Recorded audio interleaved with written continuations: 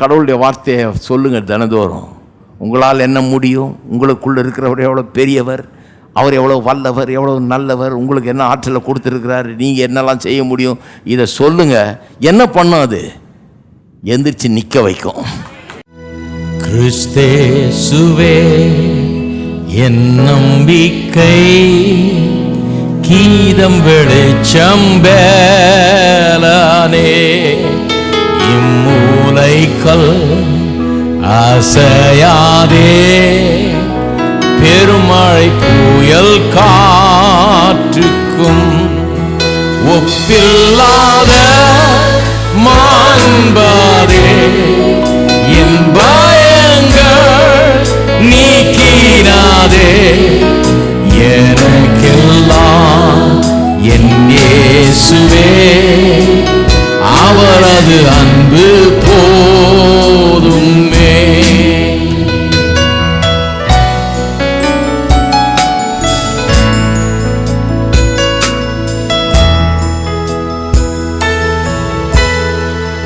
கிறிஸ்தேசுவில் மாதேவனே அவதரித்தார் பாலகனாய்,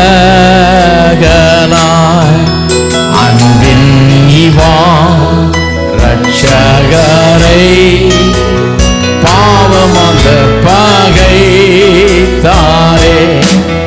என் பாவங்கள் சுமந்தாரே, கோபாக்கினை நீக்கினாரே, கல்வாரியில் மரித்தாரே, மரித்தென்னை வாழ வைத்தாரே.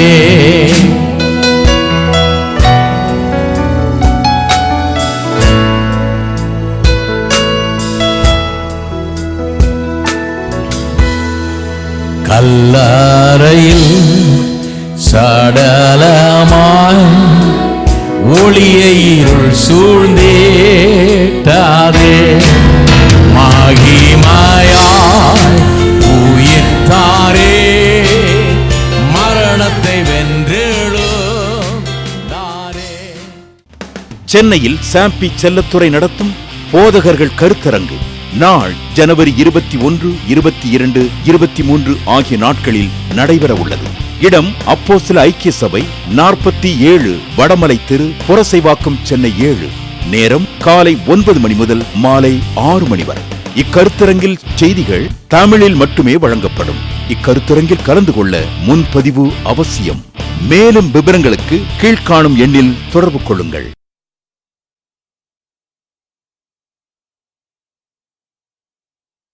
எண்ணத்தை புதுப்பிக்கிறது எது? கடவுளுடைய வார்த்தை. இது வரைக்கும் கடவுளுடைய வார்த்தையை வாயால் சொல்கிற ஜனமா நீங்கள் இல்லைன்னா இனிமேல் சொல்லி பாருங்கள். கடவுளுடைய வசனத்தை எடுங்க. நீங்கள் யார், உங்களுக்கு என்ன விதமான வல்லமை இருக்குது, நீங்கள் எப்படிப்பட்டவர்கள், என்ன விதமான ஆசீர்வாதம் உங்களுக்கு கொடுக்கப்பட்டிருக்கிறது, எதெல்லாம் உங்களுக்கு சொந்தம், எதுக்கெல்லாம் நீங்கள் வாரிசு, எதுக்கெல்லாம் நீங்கள் சுதந்திரன்றதை எடுத்து அறிக்கை செய்து பாருங்கள். நான் சொல்கிறேன், ஒரு 2-3 வாரம் சொல்லி பாருங்கள் என்ன ஆகுதுன்னு, என்ன மாதிரி ஒரு மாற்றம் உங்களுக்குள்ளே உண்டாகுதுன்னு பாருங்கள். லேசான மாற்றம் இல்லை, பெரிய மாற்றம் உண்டாகும். ஆள் லுக்கே மாறிடும். ஹலோ, கலை உண்டாயிடும். இருக்கீங்களா? முகமே பிரகாசமாயிடும். அவரை நோக்கி பார்த்து பிரகாசம் அடைந்தார்கள் இருக்கு. நான் சொல்கிறேன், கர்த்தருடைய வார்த்தையை நோக்கி பாருங்க, முகம் பிரகாசமாயிடும். ஈழடைஞ்சு கிடைக்கிற முகங்கள், நம்பிக்கை இழந்து கிடக்கிற முகம்லாம் பிரகாசம் அடையும். கர்த்தருடைய வார்த்தையை நோக்கி பார்க்கும்போது. நோக்கி பார்க்கறதுக்கு எங்கே சான்ஸு? கடவுளுடைய வார்த்தையை சொல்லி சொல்லி சொல்லி சொல்லி தான் மனதை புதிதாக்கணும். சரி, அப்போ புதிதாக்கலைன்னா என்ன ஆகும்? சம்பந்தம் இல்லாத காரியம் வந்து நம்மளை தோக்கடிச்சிடும். அந்த காற்றுக்கும் கடலுக்கும் இவன் தோக்கிறதுக்கும் சம்மந்தமே கிடையாது, இவன் முழுகிறதுக்கும் சம்மந்தமே கிடையாது. நான் சொல்லியிருக்கேன், ஒருத்தன் அப்படி தான் தண்ணியை பார்த்து பயந்துக்கிட்டே இருந்தான். நான் பாருங்கள், தண்ணியில் விழுந்துருவோமோ, தண்ணியில் பயம், ஒரே பயம். ஒரு நாள் போயிட்டு வந்திருக்கான், விழுடுன்னு தண்ணியில் விழுந்துட்டான். இந்த மாதிரி ஒரு பள்ளத்தில் விழுந்துட்டான் பாருங்கள். விழுந்த உடனே என்ன நினச்சா, போச்சு, எது நடக்கக்கூடாதுன்னு நினச்சோமோ நடந்து பிடிச்சி, அவ்வளோதான், நம்ம தொலைஞ்சோம், தண்ணியில் விழுந்துட்டோம், செத்தோன்னு அப்படியே செத்து போயிட்டான். கடைசியில் அவனை தூக்குனா இடுப்பளவு தான் தண்ணி இருக்குதான். ஒன்றும் இல்லை, எந்திரிச்சு நின்று தான் பொழைச்சிருப்பான். ஆனால் அவன் மனம் என்ன சொல்லுது, படுத்துக்கடை அப்படியே எந்திரிச்சு நின்று என்ன பிரயோஜனம், விழுந்துட்ட தண்ணி உள்ள விழுந்துட்டு அப்புறம் எங்கே எந்திரிச்சு நிற்கிறது, அதோட தொலைஞ்சான் பாருங்க. நான் என்ன சொல்கிறேன்னா, கடவுளுடைய வார்த்தையை சொல்லுங்கள் தினந்தோறும்.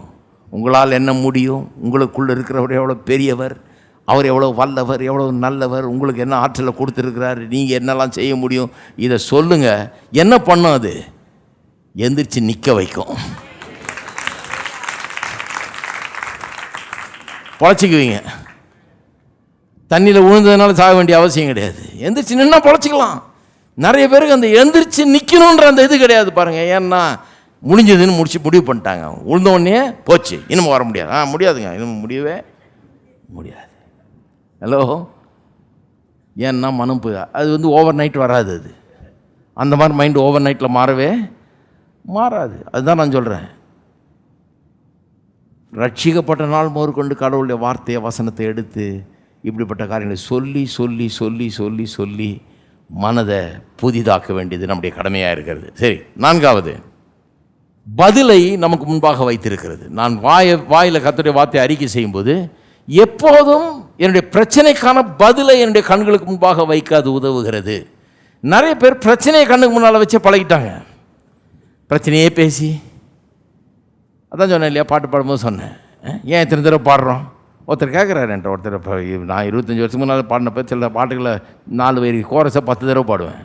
ஒருத்தர் சொல்லார், சரிங்க நல்லா இருக்குது, ஆனால் 10 தடவை பாடணுமா அதை.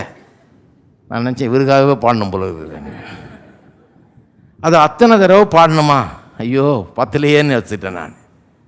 இவருக்கு இன்னும் 4 தடவை பாடிருக்கணும் போல இருக்கு. சொன்னவர்கிட்ட எதுக்கு பாடணுன்னு, எதுக்கு பாடணுன்னா இதுக்கு தாங்க, இதுக்கு ஆப்போசிட்டாக தானே பேசிகிட்டு இருக்கிறீங்க.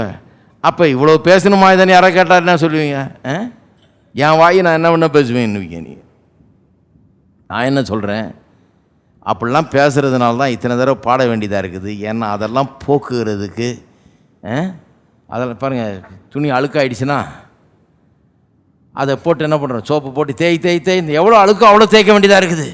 சில நேரம் போட்டு அடின்னு அடிக்கிறாங்க. துணி மேலே கோபத்தினால இல்லை, அவ்வளோ அழுக்கு. சில நாள் நான் பேசும்போது சார் இன்னும் இந்த அடிக்கிறீங்களா, நாங்கள் நான் ஒரு வண்ணா மாதிரி அழுக்கு இவ்வளோ சேர்ந்துருச்சு, இவ்வளோ தப்பான எண்ணங்கள் சேர்ந்துருச்சு, இதை போட்டு அடித்து தான் சரி பண்ண வேண்டியதாக இருக்குது. அதனால சில நேரத்தில் பிரசங்கத்தில் போட்டு அடின்னு அடிக்க வேண்டியதாக இருக்குது. அடித்தாதான் அவ்வளோ அழுக்கும் போகும். துணி மேலே கோபம் இல்லை எனக்கு, துணி சுத்தமாகணுமே தான் அடிக்கிறது. ஹலோ, சுத்தமாக வெளுக்கணும், மனதை புதிதாக்கணும். அதனால தான் எப்படி சொல்லணுமோ இப்படி போட்டு அப்படி அடிச்சு இப்படி அடிச்சு. ஒருத்தர் சொல்கிறாங்க, பட்டை தீட்டிட்டீங்க என்ன, சுத்தமான சரி.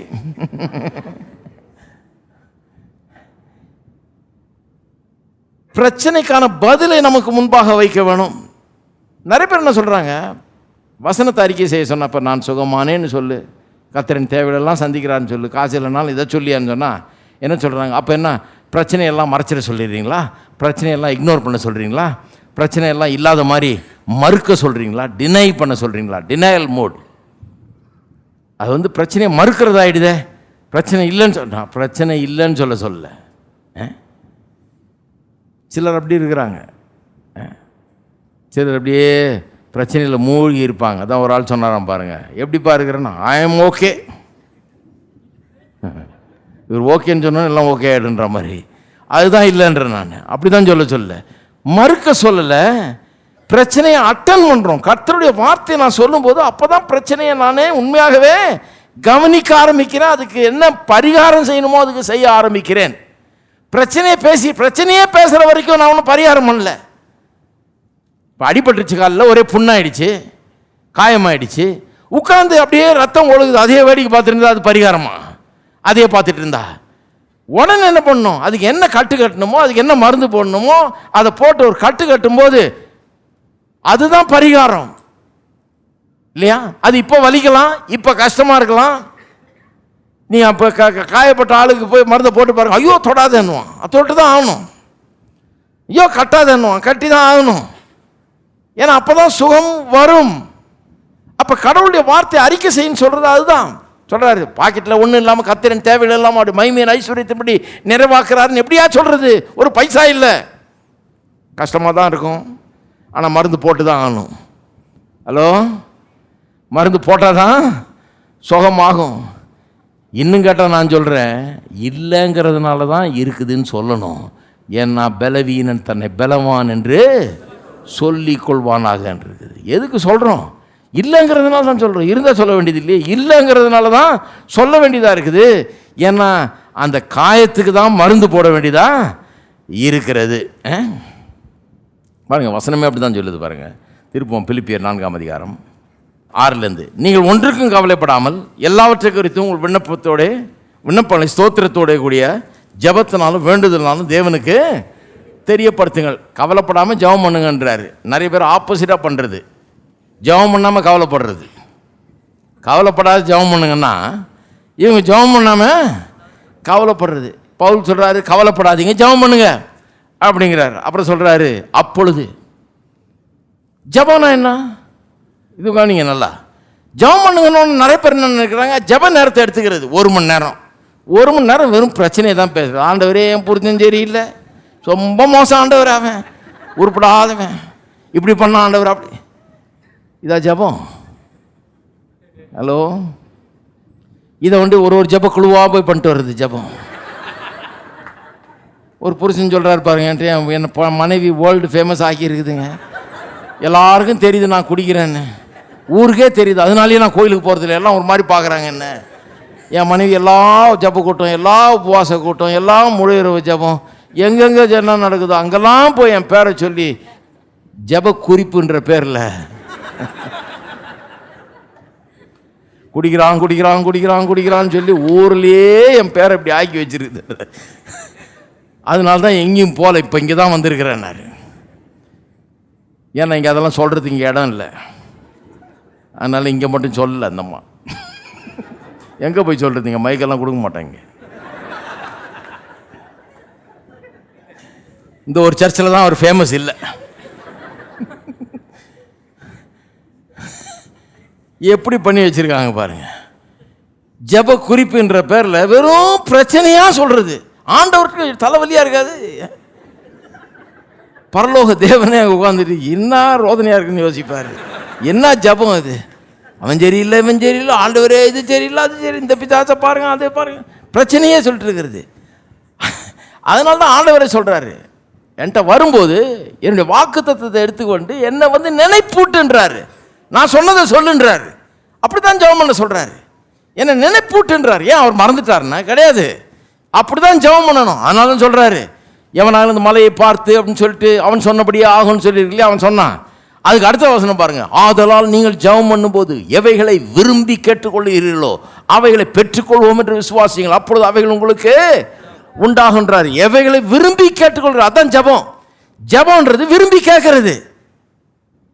புருஷன் குடிக்கிறான்றது விரும்பி கேட்குறீங்களா? ஹலோ, குடிக்கிறான்னு சொல்லிட்டு இருந்தால் அப்புறம் குடிக்கிற புருஷனாவே அப்படி ஆயிடுறான். விரும்பி கேட்கறது எதுவோ. அப்போ எப்படி ஜெபம் பண்ணோம்?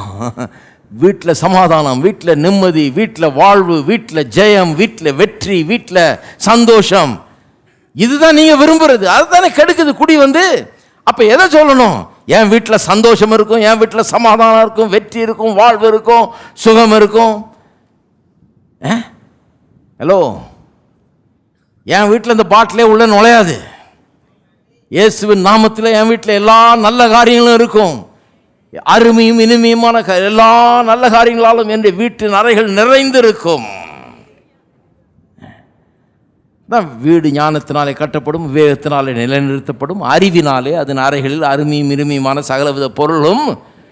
அறிவினால தான் ரூமை நிரப்ப முடியும், எல்லா ரூமையும். அறிவு இல்லாமல் தான் நிறைய பேர் கண்ணீரால் நிரப்பி இருக்கிறாங்க, கவலையால் நிரப்பி இருக்கிறாங்க, பாரத்தால் நிரப்பி இருக்கிறாங்க, தோல்வியினால் நிரப்பி இருக்கிறாங்க. அப்படி வீடுகளின் அறைகள் கண்ணீர் விடுகிற இடமாக இருக்கிறது. ஏன்னா அறிவில்லாதனால, அறிவில்லாமல் எதையோ பேசி, அறிவில்லாமல் எதையோ சொல்லி, அறிவில்லாமல் பண்ணுறதுனால அந்த வீடு நல்லா இல்லை. அறிவினாலே அதன் அறைகளில் அருமையும் இனிமையுமான சகலவித பொருள்களும் நிறைந்திருக்கும். பைபிளில் சொல்லியிருக்கீங்க, நீதிமொழிகள் 24:3. அறிவு நிரப்புது. நல்லா யோசித்து பாருங்க, அறிவு நிரப்புகிறது. அப்ப நான் சொல்லுகிறேன், விசுவாசிக்கு முதல்ல என்ன அறிவு தேவை? ஜெபம் எப்படின்ற அறிவு தேவை. ஜெபம் என்ன? எதை நான் விரும்பி கேட்டுக்கொள்கிறேனோ அவைகளை நான் பெற்றுக்கொள்வேன். அப்ப என் வீட்டில் எப்படி நான் ஜெபிக்கணும்? எதை நான் விரும்புகிறேன், என்ன வாழ்வை விரும்புகிறேன், என்ன வெற்றியை விரும்புகிறேன், என்ன இருக்கணும்னு விரும்புகிறேன், என்ன இருக்கணுமோ அதை தான் சொல்லணும். அதான் ஜெபம். அப்ப சொல்றாரு, நீங்கள் கவலைப்படாமல் எல்லாவற்றை குறித்தும் ஸ்தோத்திரத்தோட கூடிய உடைய விண்ணப்பங்களை ஏறிடுங்கள். ஸ்தோத்திரத்தோட கூடிய விண்ணப்பம். இவங்க ஜெபம் பண்ணுற ஜெபம்லாம் ஸ்தோத்திரத்தோட பண்ண முடியாது. ஆண்டவரே என் புருஷன் குடிக்கிறான், ஸ்தோத்திரம் வராது, சரி வராது. எது சரி வரணும்னா, ஆண்டவரே என் வீட்டில் குடி கிடியெல்லாம் வரவே வராது, உங்களுக்கு ஸ்தோத்திரம். அது கரெக்டாக வருது பார்த்தீங்களா? அதுக்கு இடமே இல்லை, உங்களுக்கு ஸ்தோத்திரம். என் வீட்டில் சந்தோஷம் மட்டுமே இருக்கும், உங்களுக்கு ஸ்தோத்திரம். என் வீட்டில் சமாதானம் மட்டுமே இருக்கும், உங்களுக்கு ஸ்தோத்திரம். வருதா? இப்போ ஸ்தோத்திரத்தோடைய கூடிய விண்ணப்பம்னா இவங்க பண்ணுற ஜபத்தெல்லாம் வரவே வராது. ஸ்தோத்திரம் கூட, ஸ்தோத்திரத்தை சேர்க்கவே முடியாது இவங்க ஜபத்தோட. நல்லா கவனிங்க. நிறைய பேர் என்ன எண்ணத்தில் இருக்கிறாங்க, முழு இரவும் ஜெபம் பண்ணால் லஞ்சரியா போடும் பிரச்சனை எல்லாம். முழு இரவும் ஜெபம் பண்ணி இல்லாத ப்ராப்ளமும் புதுசாக வர வச்சுட்டு காலையில் வருவாங்க வீட்டுக்கு. இன்னும் சிலருக்கு என்ன, 10 பேர் கூடி உபவாசம் பண்ணிட்டா எல்லாம் சரியா போயிடும். உபவாசத்தில் வெறும் பிரச்சனை தானே பேசுறீங்க.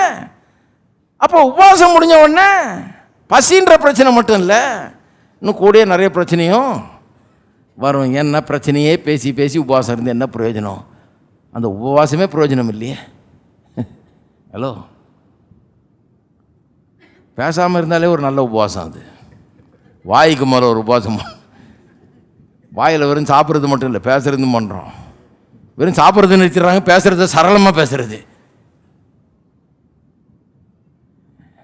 உபவாசம் இருந்தேன் கேட்டா. ஜபம் நான் விரும்புகிறத கேட்கறது தான் ஜபம். சரி, வாசிங்க பார்ப்போம். அப்பொழுது, எப்பொழுது? இப்போ நான் சொன்ன மாதிரி ஜபிக்கும் போது, அப்பொழுது எல்லா புத்திக்கும் மேலான தேவ சமாதானம் உங்கள் இருதயங்களும் உங்கள் சிந்தைகளையும் கிறிஸ்து இயேசுவுக்குள்ளாக காத்துக்கொள்ளும். எப்படி ஜபம் பண்ணும்போது? ஸ்தோத்திரத்தோட கூட விண்ணப்பம். அந்த மாதிரி ஜபம் பண்ணும்போது இப்படி இருக்கும். அடுத்த வசனம் பாருங்க. கடைசியாக சகோதரரே, உண்மையுள்ள விளைவுகளோ, ஒழுக்கமுள்ள விளைவுகளோ, நீதி உள்ள விளைவுகளோ, கற்புள்ள விளைவுகளோ, அன்புள்ள விளைவுகளோ, நற்கீர்த்தி உள்ள விளைவுகளோ, புண்ணியம் எதுவோ, புகழ் எதுவோ, அவைகளையே. ஏதாவது ஒரு கெட்ட ஐட்டம் சொல்லியிருக்காங்களா பாருங்க. உங்கள் மாமியார் எவ்வளோ மோசம்னு, மனைவி எவ்வளோ மோசம், புருஷன் எவ்வளோ மோசம், எல்லாத்தையும் சொல்லி ஜாமுன்னு சொல்லியிருக்கா? கிடையாது. என்ன சொல்கிறாரு?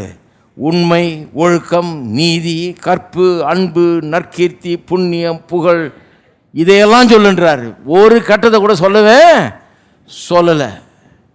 அவைகளையே சிந்தித்து கொண்டிருங்கள். அவைகளையே சிந்தித்து கொண்டிருங்கள். எப்படி அவைகளே சிந்திக்கிறது? அப்போ அதையே தான் பேசணும், அதையே தான் ஜெபிக்கணும், அதையே தான் அறிக்கை செய்யணும். அப்போ அதையே சிந்திக்க முடியும். வாயிலேருந்து வர்ற வார்த்தைகள் சில காட்சிகளை உங்களுக்கு முன்னால் வைக்குது. கெட்ட காரியங்களே பேசியிருந்தீங்கன்னா அதுதான் உங்கள் கண்ணுக்கு முன்னால் நிற்குது, அதுதான் சிந்திக்கிறீங்க, அதுதான் உங்கள் மனதையும் ஆட்கொள்ளுகிறது. இருக்கீங்களா? இன்னொன்று, ஏசாயா 55 திருப்புங்க. 10. மாரியும் உறைந்த மழையும் வானத்திலிருந்து இறங்கி அவ்விடத்துக்கு திரும்பாமல் பூமியை நனைத்து அதில் முளை கிளம்பி விளையும்படி செய்து விதைக்கிறவனுக்கு விதையும் புசிக்கிறவனுக்கு ஆகாரத்தையும் கொடுக்கறது எப்படியோ. நல்லா கவனிங்க. இதுக்கும் மார்க் 4:26-29 வசனத்துக்கு எவ்வளோ பெரிய சம்பந்தம் இருக்குதுன்னு பாருங்கள். அங்கேயும் என்ன சொல்லியிருக்குது? தேவனுடைய ராஜ்யமானது ஒரு மனுஷன் நிலத்தில் விதை விதைத்து இரவில் தூங்கி பகல் விழித்திருக்க அவனுக்கு தெரியாத விதமாய் விதை பயிராகி விதை முளைத்து பயிராகிறது போல் இருக்கிறது இல்லையா? நிலத்தில் விதை விதைத்து பயிராகிறது. இங்கே எப்படி சொல்லியிருக்கு பாருங்க. பூமியை நனைத்து அதில் முளை கிளம்பி விளையும்படி செய்து விதைக்கிறவனுக்கு விதையும் புசிக்கிறவனுக்கு ஆகாரத்தையும் கொடுக்கிறது எப்படியோ அப்படியே என் வாயிலிருந்து புறப்படுகிற வசனமும் இருக்கும். அது வெறுமையா என்னிடத்தில் திரும்பாது, அது நான் விரும்புகிறதை செய்து நான் அதை அனுப்பின காரியமாகும்படி வாய்க்கும். நல்லா கவனிங்க. வசனமும் அப்படியே தான் இருக்குதான். அந்த மார்க் 4க்கும் இதுக்குள்ள தொடர்பு கவனிங்க எப்படின்னா, அதையும் அங்கேயும் அதே மாதிரி தான் சொல்லியிருக்கு, இங்கேயும் இதை தான் சொல்லியிருக்கு. இங்கே ஒரு தகவல், ஒரு புது தகவல் இங்கே நமக்கு கொடுக்கப்பட்டிருக்கு. அது என்னென்னா, அந்த வசனம் வெறுமையாய் என்னிடத்தில் திரும்பாது. வசனம் எப்படி வேலை செய்கிறதுன்றது தான் இங்கே சப்ஜெக்ட் 11ஆம் வசனத்தில். இந்த வசனம் அப்படியே இருக்குது. அந்த வசனம் என்னிடத்தில் வெறுமையாய் திரும்பாது. அப்படின்னா வசனம் திரும்புகிறது அவரிடத்துல. எப்போ திரும்புது, எப்படி திரும்புது யோசித்து பார்த்துருக்கீங்களா?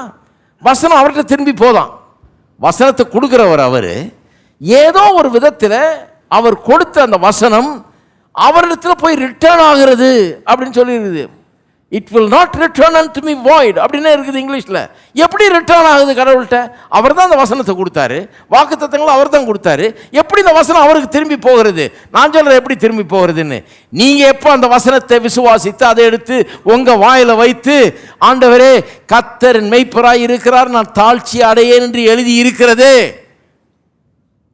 ஆகவே நான் தாழ்ச்சி அடையேன் நீங்கள் சொன்னீங்கன்னா, அவர்கிட்ட அந்த வசனம் என்ன பண்ணுது? திரும்பி போகிறது.